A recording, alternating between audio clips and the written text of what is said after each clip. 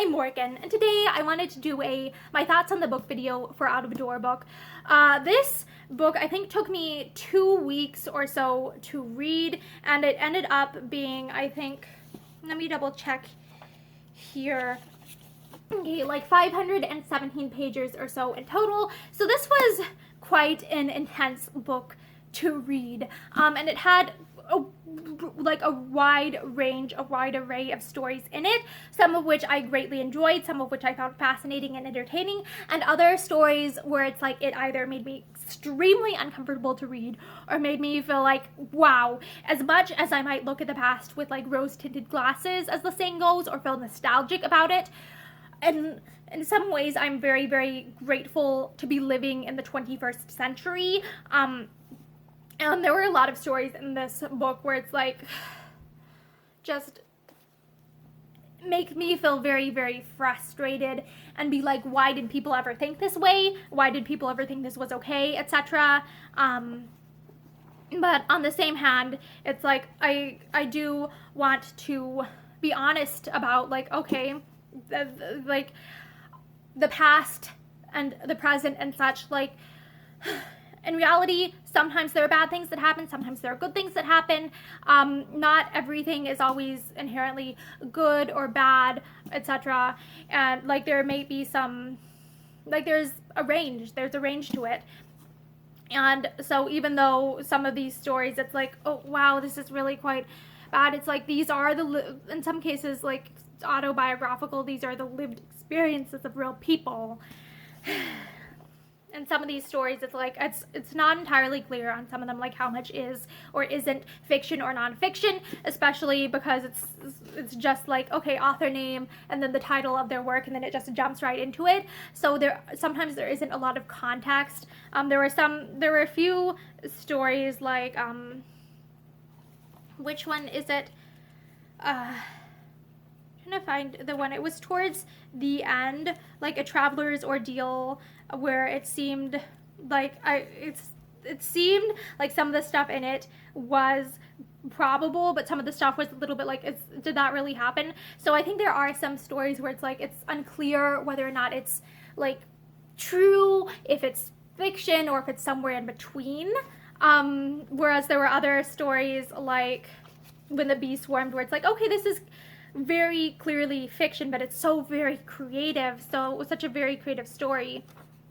And I think it's also interesting because this book has a lot of stories from, like, it has stories from all over the place, like, in terms of time, but it has a lot of stuff from the 19th century and and a little bit from the turn of the century. So I feel like a lot of the attitudes from, like, the 1800s seeped into the book. But then it was weird, too, because at one point, I can't remember which one, but there was a story that it's like it was written in what I would describe as closer to Middle English than like really modern English, with really weird spellings and stuff, where it's like this was very clearly from a different time period than a lot of the rest of the text was from, which I found fascinating.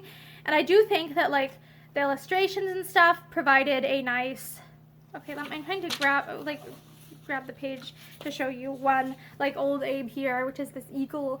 I really like the illustrations throughout this because they do kind of give some variety and help break up the fact that, like, break up the huge text. It's such a huge text, so it's nice to have like the occasional illustration. I think it's fun for this format of book.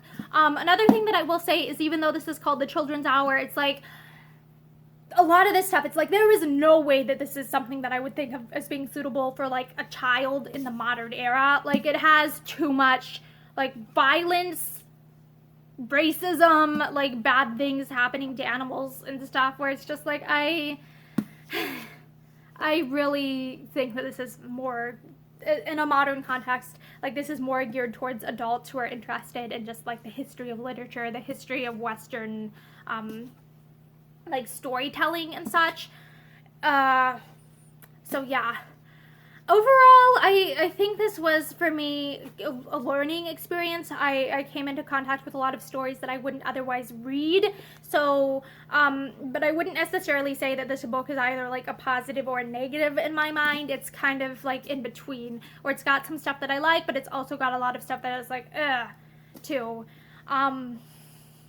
Not just like in real life, sometimes things are partly good, partly bad. And it's like I think that there is value in preserving history, even though sometimes some of it is just like awful, because it's like there's this old saying, like if you don't remember history, you're like doomed to repeat it or something.